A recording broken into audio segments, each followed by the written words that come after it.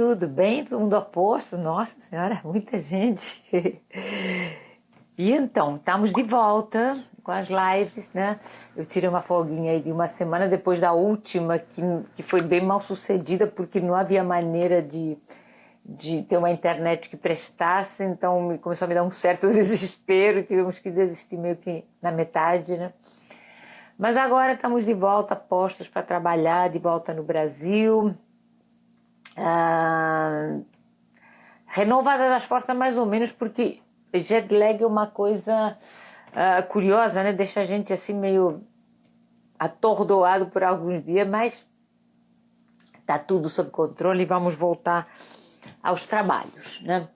Então, ficamos de falar já desde a última live que não foi bem sucedida, já tínhamos ficado de falar de voltar ao jejum intermitente.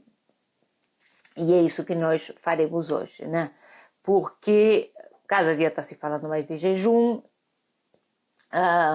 são inúmeros benefícios, é uma coisa que funciona, para a qual o nosso corpo foi basicamente desenhado e os benefícios da prática regular do jejum intermitente são cada dia mais óbvios e cada dia temos mais publicações, até tipo o New England Journal of Medicine, que já fez um consenso, já fez daqui a pouco eu vou explicar a importância desse trabalho do New England Journal of Medicine. Temos os efeitos do jejum, como a autofagia celular, que foram refrendados até por um Nobel de Medicina, do Dr. assumiu em 2016. Então, e tem muitas dúvidas sobre jejum, né? E então eu já pedi para as pessoas me deixarem assim, as principais dúvidas nos comentários quando eu falei da live no feed, e tem várias coisas aqui para a gente abordar, e se vocês quiserem já tem aqui aí me perguntar sobre Cellulite, então vamos falar sobre isso tudo. Então, o que é o jejum? E por que o jejum não é uma modinha? Por que o jejum não é uma dieta? Da onde saiu isso? Da onde veio isso tudo? Então, basicamente, o jejum é não comer. É simples. Quando a gente não está comendo, a gente tem dois estados fundamentais, que é o estado alimentado, que é ou quando a gente está comendo, ou nas horas imediatamente após a comida, e tem o estado de jejum, que é quando nós não estamos comendo, que basicamente é quando dormimos, né? Quando nós dormimos não estamos comendo e, no entanto, estamos lá lindos, maravilhosos durante 8, 7, 10 horas, os mais felizes altos, né? Sobrevivendo muito bem. Por quê? Porque o nosso corpo se comporta de maneira diferente no estado alimentado e no estado de jejum. E ambos estados são fundamentais para diversas funções e são fundamentais para a nossa sobrevivência como indivíduo e, eventualmente, como espécie, né? Nós precisamos de mecanismos tanto de alimentação como de mecanismos de sobrevivência em jejum. Não existe, desde que se inventou, porque eu sempre insisto muito que quando a gente fala em low carb, quando a gente fala em cetose, quando a gente fala em jejum, sempre tem umas pessoas que mas isso é mais uma moda. Eu tenho que discordar aqui, porque moda é essa bagunça que fizeram, cheia de regras durante 60 anos, que só levaram a uma epidemia de obesidade e diabetes, do qual as pessoas querem se livrar de qualquer maneira e não sabendo como, cria mais mitos e mais modas e mais coisas estranhas, né? Essas coisas de tem que comer de 3 em 3 horas. Hoje já teve uma piadinha sobre as duas castanhas, né? Que muita gente tá com fome, comer 2 castanhas. Eu li assim uma coisa que eu até coloquei no stories porque eu achei engraçado, que assim, que a vida é muito curta para você ficar contando castanha, né? E realmente eu acho a vida é muito curta para tanta regrinha idiota que acaba não levando a nada, que nos tira o prazer de comer e eventualmente muito do prazer de viver, né? Porque a gente se afastou completamente do modelo original de alimentação. Estamos alimentados por comidas industrializadas que estimulam excessivamente os receptores de sabor, que nos viciam. Então a gente perdeu o gosto pela comida de verdade, né? Parece que a pessoa está sendo penalizada quando é obrigada a abrir mão dos industrializados. E isso foi uma moda que deu muito errado, e as consequências estão aí.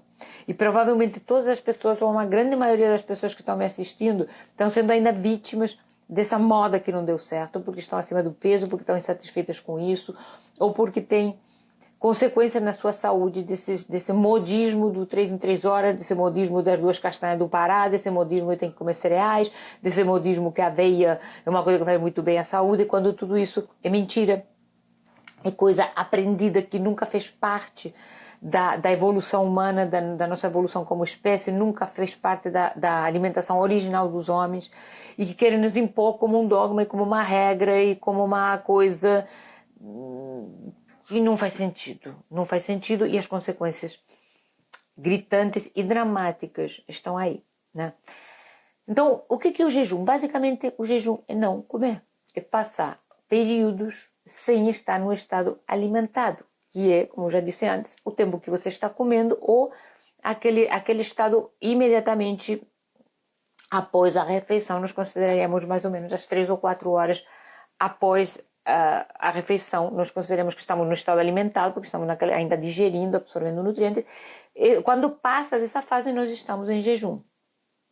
E o que é o jejum intermitente? O jejum intermitente é uma técnica ou uma ferramenta que a gente desenvolveu para termos os benefícios do jejum, do fato de não estar comendo, que já vou passar a falar sobre isso, numa sociedade que, quer dizer, nós estamos muito longe dos caçadores. Os nossos antepassados caçadores jejuavam sem regra, não tinha horário, não tinha...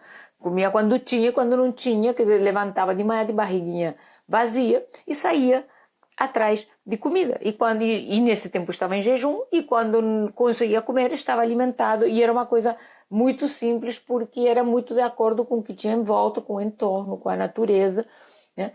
Então, por que nós falamos de jejum intermitente? Porque como nós temos um entorno tóxico, cercados de comida o tempo inteiro, uma obrigação social, e tem que comer o bolo, e não pode sair antes do parabéns, tem que comer sobremesa, tem que comer de 3 em 3 horas, tem que. Acabou se estabelecendo, digamos assim, umas pequenas normas, umas pequenas regras de horário para conseguirmos inserir o jejum nesse nosso contexto excessivamente alimentado, excessivamente cobrado socialmente e excessivamente com excesso de oferta, né?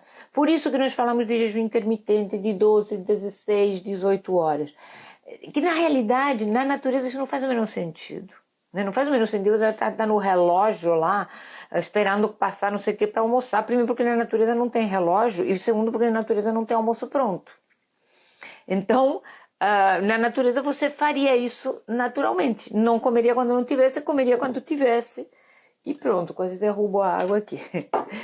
Então, por isso que nós estabelecemos os protocolos de jejum intermitente, basicamente para inserir a prática do jejum ou o fato de ficarmos algum tempo em estado não alimentado, inserido no nosso contexto civilizado, ou nosso contexto urbano, enfim, ou chama como quiser, né? Por isso que nós determinamos algumas pequenas regras de horários. Mas se eu faço 15 horas e meia, não vou ter benefício? Óbvio que vai. Eu vou fazer 26 horas, 23, vou fazer 14, vou fazer 17. Eu não entendo como tem que ser essa coisa rígida. Porque, em primeiro lugar, quando a gente se propõe a fazer jejum, a primeira coisa que nós temos que fazer, basicamente, o dia, é evitar comer. É pular aquela primeira refeição obrigatória, digamos assim, ou socialmente obrigatória, que seria, por exemplo, o café da manhã. Então, quando você se propõe, eu quero tentar fazer jejum, eu quero saber como é que isso funciona, como é que eu funciono no jejum. Então, a primeira coisa que você tem que fazer é escolher um desses horários regulamentados, digamos, ou, pré-concebidos de alimentação, café da manhã, almoço, jantar. Escolhe um deles para pular, para não comer nessa hora. Mas qual é o melhor horário para fazer jejum? O que eu digo, na natureza você não teria essa opção. Na natureza você comeria quando tivesse. Então, já que nós temos essa opção de comer quando queremos e refeições fartas e toda hora do dia, qual é o melhor horário para fazer jejum? Eu diria que é o melhor horário, aquele que você se adaptar melhor. Aquele horário ao qual você vai se adaptar melhor, ou é que é mais conveniente para o teu dia, ou que, enfim, que vai funcionar melhor para você, esse é o horário bom para fazer jejum. Haverá gente que acorda sem fome pela manhã, ou que acorda um pouquinho enjoado, então essas pessoas têm mais facilidade de pular o café da manhã e fazer uma refeição só no que seria o horário estabelecido de almoço, talvez. E a gente que não sente fome à noite, que ou chega muito cansado, ou enfim. E tem gente que não tem tempo para o almoço, que está sempre correndo. Então, qual o melhor horário para fazer jejum? Eu diria que o melhor horário para o jejum é aquele no qual você vai se sentir confortável no início do processo. Porque depois, quando o corpo começa a se adaptar, a coisa fica muito mais fácil. Então não há um horário, eu não tenho um horário de predileção. O meu horário, é o café da manhã. Eu pulo o café da manhã. Mas tem dias que eu pulo o jantar. Eu estou cansada, tomo um chá e vou dormir. Então, meu horário, meu corpo funciona melhor fazendo o jejum pela manhã. Né? Eu descobri que durante muito tempo eu tinha me obrigado a tomar café da manhã com torrada e aveia e tal. E que eu me sinto muito melhor sem isso tudo. O que eu faço? Tomo muito café, bebo muita água, né? Porque o que é fundamental no jejum é que não falte hidratação, né? Que não falte hidratação. E você pode se hidratar com água, com café ou com chá, que são coisas que não vão aportar nenhuma caloria. Porque aí passamos ao segundo item que eu acho importante. Qual tipo? Há tipos diferentes de jejum. Nós consideramos basicamente duas maneiras de fazer o jejum. E eu acho que também essas duas maneiras de fazer têm a ver também com a facilidade de adaptação individual ao jejum. Então nós podemos fazer um jejum calórico. Isso quer dizer que você não pode colocar para dentro do teu corpo nada que contenha calorias. Então você, no jejum calórico, você só beberia praticamente água ou café ou chá e mais nada. E tem uma segunda maneira de fazer jejum, que talvez funcione, sobretudo naquelas pessoas que precisam de fato perder peso, ou precisam, enfim, perder gordura corporal porque estão muito acima do peso ou porque estão com muita resistência à insulina. Às vezes, e tem muita compulsão alimentar, às vezes pode funcionar a gente fazer o que chama de jejum metabólico. O que é jejum metabólico? É aquele no qual você vai consumir talvez uma pequena quantidade, até 50 calorias mais ou menos, mas de coisas que não vão estimular, os teus hormônios não vão estimular a insulina. Então, qual é o nutriente que tem caloria e não estimula a insulina? É gordura. Então, no jejum metabólico é aceitável você, por exemplo, começar o teu dia com um café com uma colherzinha de óleo de coco ou com uma colherzinha de nata, que vão aportar mais ou menos essas 40, 50 calorias, mas não vão estimular a insulina. E às vezes, para quem é iniciante no processo, um café com óleo de coco e canela vai ajudar do que ficar a seco só com água. Então, isso são, digamos assim, nuances de como fazer o processo de adaptação ao jejum mais fácil, né? Porque o que eu digo, a barra pesa no início. Depois que teu corpo se acostuma, você vai passar muitas mais horas e não vai lembrar de comer, né? Então, tudo isso serve para quem vai começar, vai iniciar, ou vai tentar se adaptar a essa ferramenta de jejum intermitente. E por que eu falo tanto que é uma ferramenta e não é uma dieta? Porque a dieta é o que você come, não é o que você não come. Então, a dieta que acompanham o processo de jejum para dar tudo certo, para te auxiliar a perder peso, para baixar as tuas taxas, para você ter os benefícios que o jejum vai trazer, a dieta tem que ser de baixo teor de carboidrato. Porque se você vai pular o café da manhã e vai encarar aquela macarronada com uma sobremesa doce, amigo, estamos totalmente fora de contexto aí, isso não vai funcionar desse jeito, né?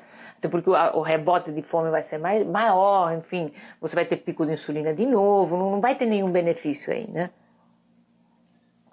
Então, recapitulando, você escolhe o horário que for melhor para você e você escolhe o tipo de jejum que você vai querer fazer, ou aquele que vai ter, eu não quero comer nada, estou enjoado pela manhã, então beber água, um copo de água.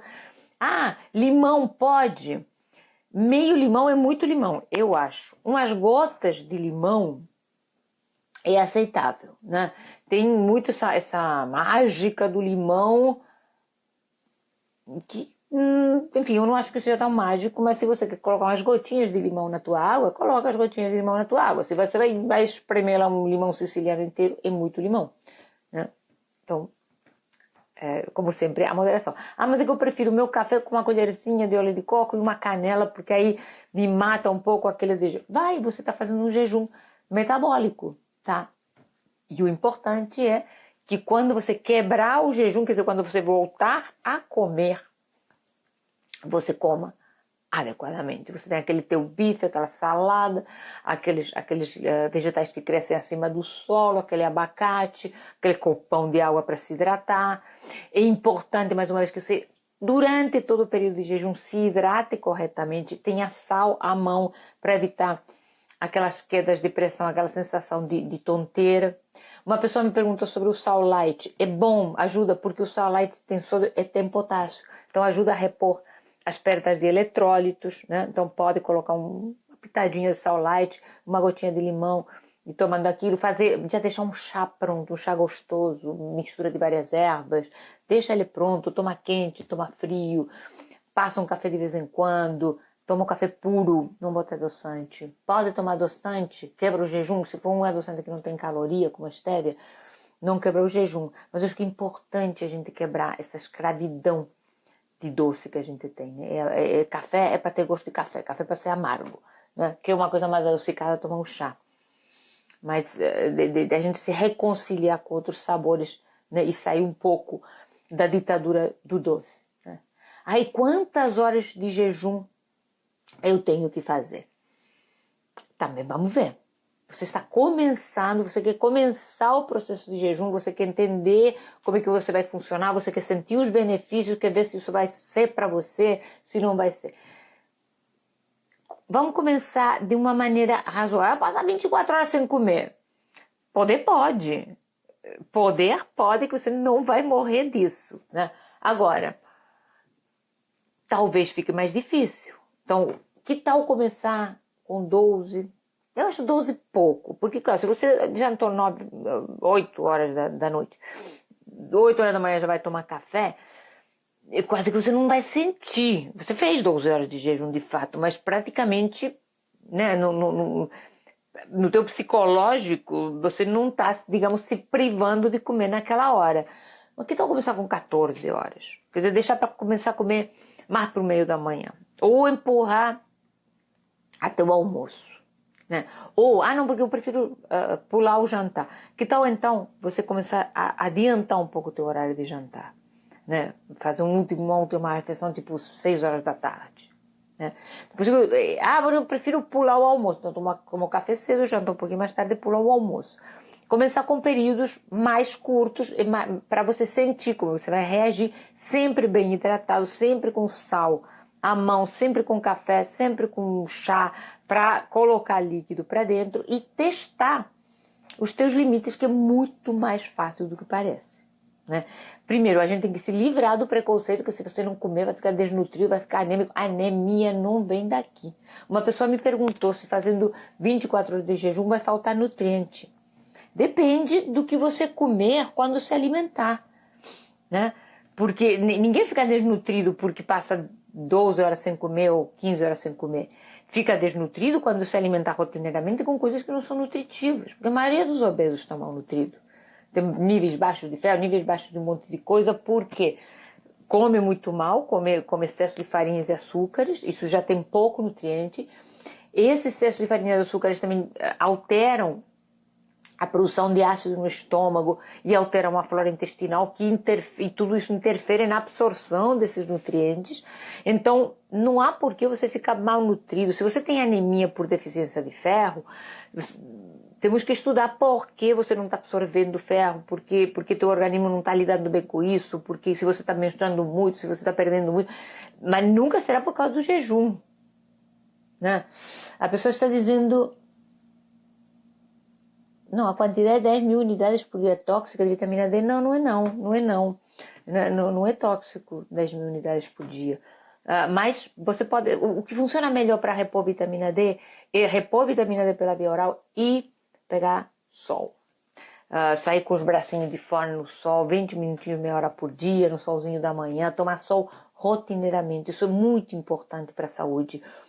Levantar de manhã, se tiver uma janela, se tiver uma varanda, pegar aqueles 20 minutinhos que você pode levantar um pouquinho antes da cama e com uma roupinha bem leve, um biquininho ou sem biquíni, depende de onde você morar, depende se você tem liberdade para isso, se expor a esse sol da manhã, essa luz da manhã, porque isso é importante não só para sintetizar vitamina D, mas para aumentar, enfim, para sincronizar o nosso ritmo circadiano, os nossos ritmos hormonais e tal. Eventualmente suplementar com dose alta. Na minha prática, eu prefiro doses menores rotineiramente, todo dia. Eu não gosto de dose alta uma vez por semana. Eu prefiro dose menor, 2.000, 5.000 unidades diárias, do que ou usar uma dose. Eu uso às vezes até 20 mil unidades por dia de dose de ataque. Depende muito aí já é uma coisa. Já uso isso como medicação, então já é uma coisa muito individualizada, né? Mas não é tóxico 10 mil unidades por dia durante um certo tempo, não tem problema nenhum, né? Então, por que eu falei o negócio do sol também, além de porque a Dani perguntou? É porque o nosso contexto do jejum, quer dizer, nós fomos desenhados, deixa eu ver aqui para não passar do horário, nós fomos desenhados biologicamente, fisiologicamente, não para abundância, mas para carestia, para ter pouco alimento. Nosso corpo, nossa espécie, nosso instinto de caça, todos os nossos instintos, todos os nossos sentidos, tudo foi programado para pouca comida, para ter que brigar por comida, como qualquer mamífero, né? Então, a nossa espécie começou, desde que desceu das árvores, quando começamos a comer proteína animal, nós éramos carniceiros, nós comíamos carniça, os seres humanos. A caça só se desenvolveu depois, a habilidade para caçar, a nossa espécie desenvolveu depois na base de aproveitar a carniça, aquela proteína da carniça para desenvolver melhor o nosso cérebro. Depois, aos poucos, aprendemos a caçar. E se consumia também muito bicho pequeno, porque todo mundo imagina o homem primitivo lá, abatendo um mamute quase que a dentadas, né? Isso é um pouco de lenda também. Porque até hoje os povos que vivem perto da natureza consomem larvas, insetos, passarinhos, ovos, muitos ovos, sempre que podem consumir ovo. Tem os povos Maasai, por exemplo, que comem praticamente somente produto de vaca, desde o leite da vaca até o sangue, eles sangram as vacas, fazem uma sangria da vaca, né? E fazem um coágulo com aquilo, tipo uma coisa, tomam aquilo. Então, tem muitas maneiras de ingerir proteína, né? De acordo com a natureza, mas o nosso corpo foi basicamente desenhado para sobreviver a pouco alimento. O que nos ferra, o que nos engorda, o que nos deixa diabético, uma epidemia de diabetes, gente. Estamos todos muito preocupados com o coronavírus, claro, é uma infecção nova, todo dia notícias, todo dia mortes na China, papapá. A gente entra em pânico, tá todo mundo de máscara e de álcool gel, né? Todo mundo acabou. Ontem eu voltei de viagem, eu fui encomendar numa loja de suprimentos médicos, eu fui encomendar álcool gel para o consultório, acabou. As pessoas estão enlouquecidas. Mas o que está fazendo com a diabetes? O que você está fazendo com a diabetes, sabendo que diabético tem um fator de risco muito maior para qualquer infecção respiratória ou qualquer infecção viral? A gente meio que perdeu a noção. Então a gente entra em pânico com o vírus da China e as nossas defesas básicas a gente esquece para ficar comendo uma porcaria de um biscoito recheado, que eu sempre falo isso, né? Que você é mais do que isso. Então, se você está com álcool gel, já comprou a máscara, aquela máscara de R$ 150 que vai salvar a tua vida, não esqueça de ver se as tuas taxas de inflamação e as tuas taxas de diabetes estão boas, porque isso vai te proteger muito mais do que uma máscara que você eventualmente vai fazer assim, vai tirar para coçar, porque aquilo coça pra cacete. Porque eu usei muita máscara na vida, uso até hoje. Então, aquilo incomoda pra caramba. Então, não adianta você estar de máscara e tirar a máscara para coçar o nariz com uma mão que não foi adequadamente lavada, por exemplo. Dificilmente você vai conseguir andar com a máscara o dia inteiro. Vou te contar, é difícil. A máscara é só aconselhada para quem já está resfriado, para não passar para os outros, né? Então, a pessoa disse se o jejum intermitente pode ser enfocado como uma rotina. Pode, porque quando você começa a se adaptar bem ao jejum intermitente, eu acho que você começa difícil entender a tua vida sem fazer jejum. Eu acabei de voltar, esse ano tirei umas férias de gente, quer dizer, foi um pouquinho a trabalho também, né? Mas enfim, eu fiquei um mês afastada do consultório, fiquei um mês na Europa, na Espanha. E, gente, é muito mais fácil tudo se você faz jejum. Porque eu passei um tempo em casa, né, na casa da minha família, mas passei um tempo também rodando por aí, passeando por aí. E, pra mim, a salvação virou aquele hotel que tem uma cafeteira. Eu não me preocupo mais com café da manhã do hotel, que, por exemplo, na Europa, com o preço que estava o euro agora, a média de 15 euros, 8 euros, 10 euros, eu fazia uma economia maravilhosa, porque eu chegava no quarto do hotel, eu via aquela cafeteira e eu era assim, tudo aleluia, porque salvou a minha vida, porque eu não preciso de mais nada até a hora do almoço. Aí na hora do almoço, aqueles 20 euros ou aqueles, sei lá, 50 reais ou 60 reais que vai te custar, ou 20 reais, sei lá, que vai custar o teu café da manhã do hotel, você vai sentar num bom restaurante e vai fazer uma baita de um almoço, né? E vai pagar com menos dó, porque já economizou lá atrás. Então, depois que você se insere o jejum na tua vida, é muito difícil entender a tua vida sem o jejum. Né? Por exemplo, a coisa que atrapalha o jejum... Agora, por exemplo, eu estou com jet lag. Eu cheguei domingo à noite de um país que estava 4 horas... como é que é? 4 horas para frente, né?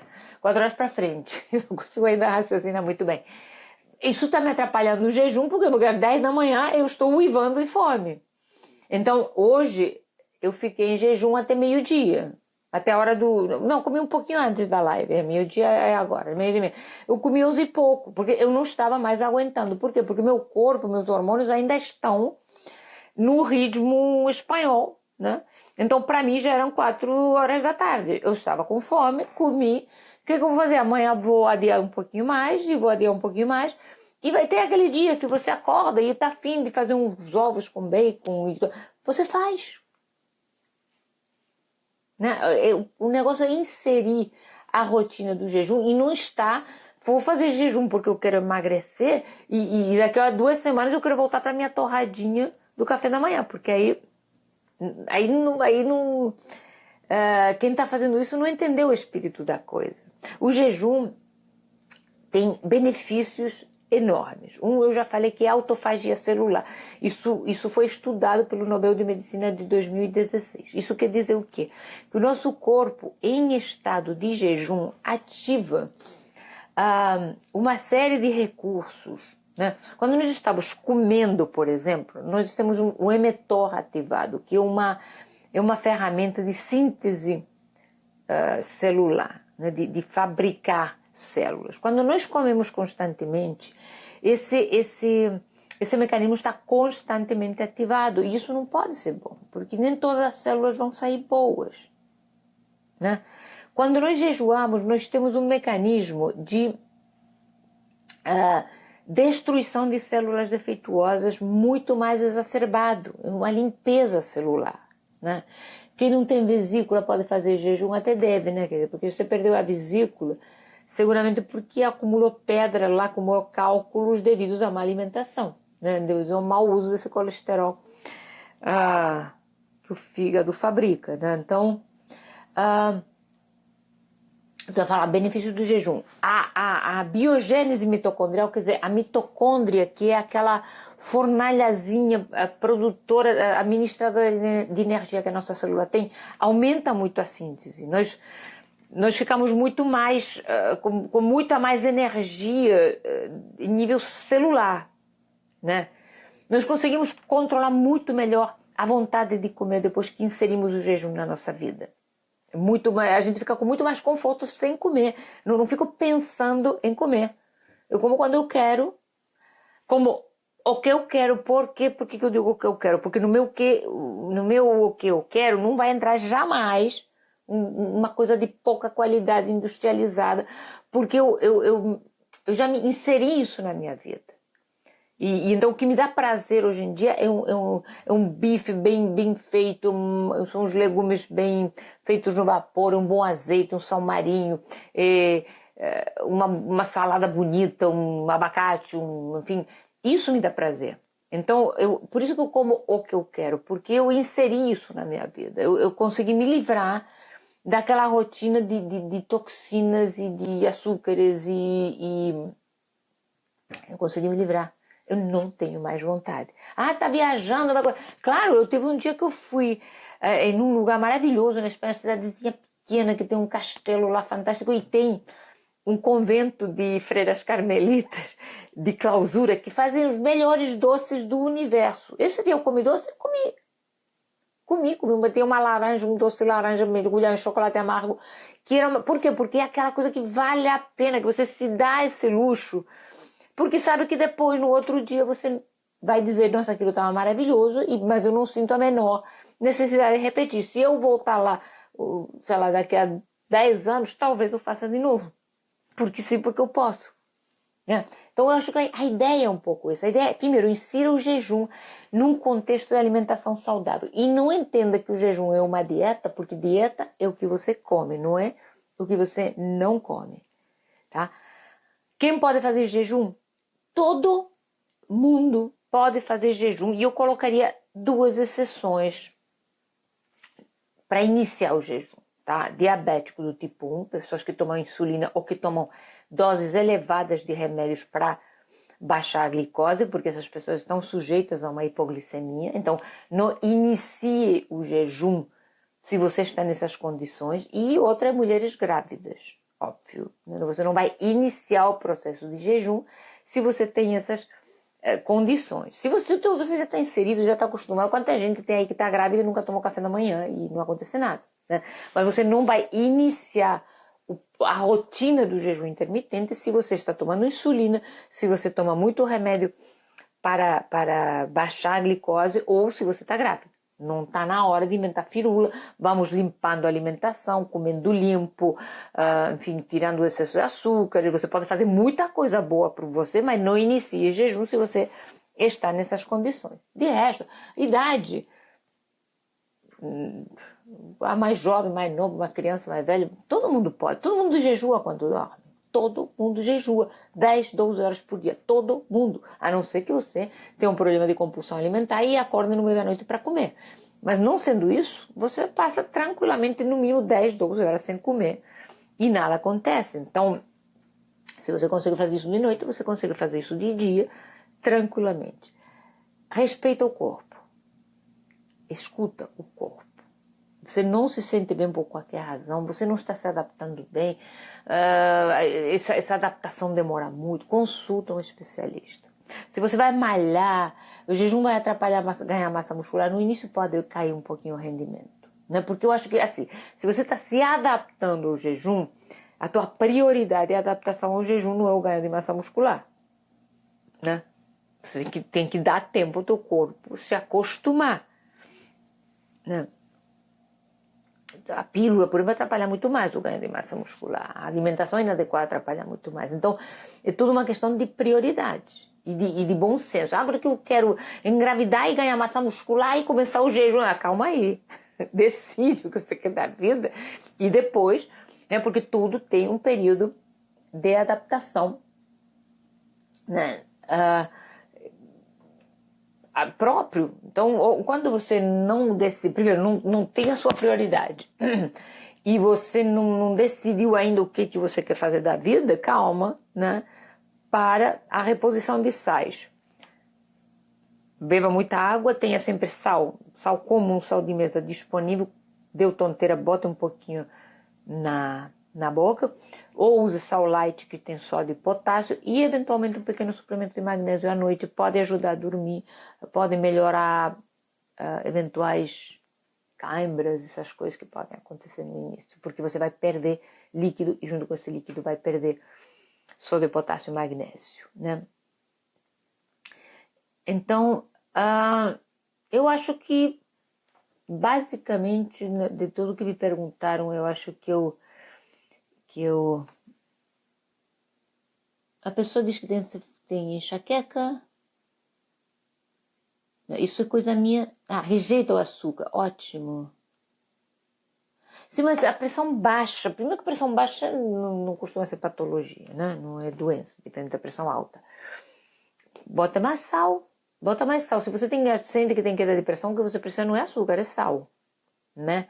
E se acorda com enxaqueca, talvez você esteja desidratado também. Tenta magnésio, tenta adequar o sal. Talvez pede para o teu médico receitar um suplemento de magnésio para tomar à noite. E come adequadamente quando comer. Come adequadamente quando comer. Porque 70% das enxaquecas são de origem alimentar, tem origem na desbiose intestinal, na alteração de flora, na absorção inadequada. A tudo isso voltaremos, né? Hoje eu estou mais focando um pouquinho na técnica, digamos assim, do jejum, para tentar esclarecer essas dúvidas que vocês me mandaram, né? Então, nunca fez jejum intermitente? O consumo de água é livre. E quantos dias na semana? Isso é importante. Olha, eu recomendaria começar com 2, 3 dias. Né? Começa domingo, que é um dia que você já acorda mais tarde, que vai almoçar mais tarde. Assim, quantos dias? Não sei, eu faço quase todo dia. Mas para começar, faça pelo menos 2 dias na semana. Pelo menos 2 dias na semana. E uma vez por mês fazer um jejum mais prolongado. Né? Sempre eu acho que o dia bom para começar é um sábado, um domingo, que você não tem obrigações, você não vai ter que trabalhar. Enfim, a não ser que, que você trabalhe no final de semana. Mas assim, a quantidade de horas interfere no resultado, óbvio, né? Se for perda de peso, quanto mais tempo você passar sem comer, mais você vai queimar, quanto maior for o horário. Mas eu acho que o importante é você primeiro testar a sua adaptação ao jejum, ver como é que você vai. Eu não vou passar 24 horas sem comer. Mas de repente, se isso for uma experiência muito ruim, você vai abrir mão de uma ferramenta que poderia te ajudar muito se você começasse com menos horas e se adaptasse bem. Então, calma nessa hora. Vamos adaptando o corpo, vamos sentindo a reação, vamos tirando dúvidas, vamos pesquisando sobre o assunto, vamos lendo, escutando, né? Calma, que Roma não se fez num dia, né, gente? Então, calma. Começa com períodos mais curtos, começa 2, 3 vezes na semana, escuta teu corpo, vê como é que ele funciona, se sente como você está funcionando. E quando te vê isso bem assimilado, você vai aumentando esse período, ou vai aumentando o número de vezes, né? E você vai chegar a normalizar isso como uma rotina, né? A intolerância ao glúten, eu não vou falar sobre isso hoje, que eu vou me estender muito além do que permite o horário, mas falarei outro dia. Outro dia falaremos. Eu até estou pensando, depois você me dizer o que você acha, eu vou começar a convidar pessoas. Tem uma pessoa que eu quero muito convidar, que é a doutora Ana Marta Moreira, que sabe tudo sobre intestino, sobre intolerância. E ela é muito, muito, muito boa. E eu estou pensando em convidá-la. Vou mandar um inbox para ela para ver se ela topa fazer uma live comigo, talvez ainda essa semana ou semana que vem, vamos ver.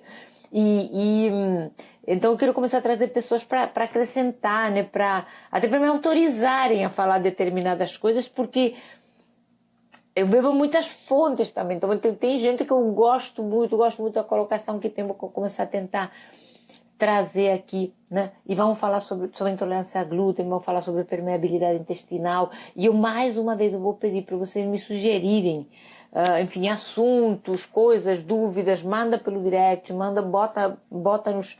Eu sempre leio os comentários, né? Então, mesmo que eu não responda, não curta, eu sempre leio. Às vezes falta tempo para responder um por um, mas... pessoa citose diminui... Não necessariamente. Quer dizer, tem muitas coisas que influem. Todo o nosso sistema hormonal influi. Né? Mas eu acho que a gente se pega muito em firula e esquece que o fundamental é estabelecer uma base sólida, fazer direito, comer direito. Então, eu acho que aí, uma outra coisa que eu sempre falo, do empoderamento, de aprender sobre o assunto, de ler sobre o assunto, de não se conformar com a primeira opinião, não se conformar com o que eu digo, né? Procurar outras pessoas, ouvir outras opiniões, porque você vai que você vai arrumar um profissional que ainda está lá atrás e não leu os últimos trabalhos. Eu falei que ia comentar também sobre a importância desse consenso que o New England Journal of Medicine publicou. Então, eu vou explicar um pouquinho o que é isso, né? Então, ele não publicou nenhum estudo novo, tá? Não foi um estudo randomizado, duplo cego, de pegar pessoas, deixar elas em jejum. O que ele publicou foi uma revisão. O que é uma revisão? E quando essa publicação, que é simplesmente a revista médica mais prestigiosa do mundo, encomenda para especialistas extremamente renomados revisar um monte de trabalho científico que tem sobre o assunto e dar a sua opinião. Então, em dezembro, acho que foi novembro, dezembro do ano passado, 2019, o New England Journal of Medicine publicou uma revisão sobre jejum intermitente, feita por especialistas muito renomados que deram a sua opinião sobre um monte de trabalhos. E a opinião foi extremamente favorável ao jejum. Então vocês dizem assim, porque se eles não fizeram um trabalho inédito, nada novo, por que isso é tão importante? Porque quando uma publicação dessas faz esse tipo de apanhado de trabalhos e dá uma examinada naquilo e aprova, significa que nenhum médico no mundo pode ignorar uma opinião do New England Journal of Medicine, porque quase que é a Bíblia. Então, aquilo deixa de ser uma ideia marginal ou uma ideia tipo alternativa ou de bicho grilo ou de gente... deixa de ser uma novidade, uma moda, para ser o que chama de mainstream. Ou seja, quer dizer, é a corrente, já é uma corrente aceita pelos órgãos mais tradicionais da medicina. Então, ainda tem colega que vai dizer que jejum isso e aquilo, é porque não está atualizado, porque isso deixou de ser uma coisa de enfim, alternativa ou meio marginal, meio que, sabe, meio que comia pelas beiradas, para virar um mainstream, para virar uma corrente aceita pelos órgãos mais prestigiosos da medicina, tá, gente? Por isso, esse trabalho foi extremamente importante. Suco de limão. Gente, suco de limão em jejum não emagrece ninguém. Não existe negócio de uma coisa que queima a gordura que derrete, porque nós somos seres complexos, com uma bioquímica extremamente complexa. Então é banalizar a nossa bioquímica, essa obra perfeita de Deus, de uma complexidade que poucas pessoas alcançam, dizendo que isso é detox e vai queimar gordura e vai tal. Não existe isso. Não existe isso. O negócio é adequar a nossa alimentação, o nosso estilo de vida, para interagir da maneira certa com os nossos hormônios, com as nossas enzimas, com o nosso corpo como um todo. Isso que emagrece, ou engorda, ou te faz ganhar saúde. Suco de limão em jejum, francamente, a mim me dá muita azia, não gosto. Mas porque fazer bem para você, se você está achando aquilo uma maravilha, pode tomar o limão. Mas não por isso você vai emagrecer, porque o emagrecer depende basicamente da tua ingesta calórica e da qualidade do alimento que você vai colocar para dentro. Água com limão não vai mudar nada, nem para bem nem para mal. Talvez, você vai adquirir um pouquinho mais de vitamina C e pode estimular um pouquinho as secreções gástricas, é só. Certo, gente? Então, como se eu ficar mais tempo, eles me cortam, eu vou encerrar por aqui. Eu vou muito, muito grata pela atenção de vocês. Hoje tivemos muita gente aqui, foi muito bom. E passem essa live para adiante se acharem que é interessante para outras pessoas. Vou tentar deixar ela, eu sempre salvo e vou deixar no meu canal do YouTube para quem quiser assistir depois, ou se vocês quiserem acharem legal recomendar para alguém. Muito obrigada por compartilhar esse tempo aqui comigo. E estamos de volta. E vocês me mandem sugestões, dúvidas, que a gente põe aqui sempre que puder. Certo, gente? Obrigadíssima. Beijo grande. Tchau, tchau.